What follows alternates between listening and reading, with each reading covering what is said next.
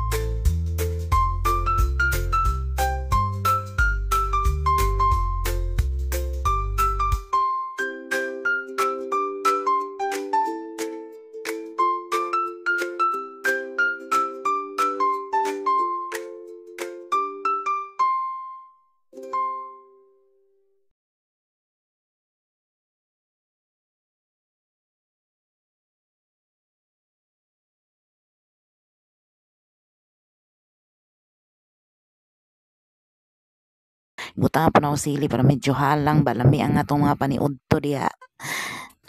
That's all for today. And once again, yummy kayo pag naisili. Yummy kani siya guys pag naisili.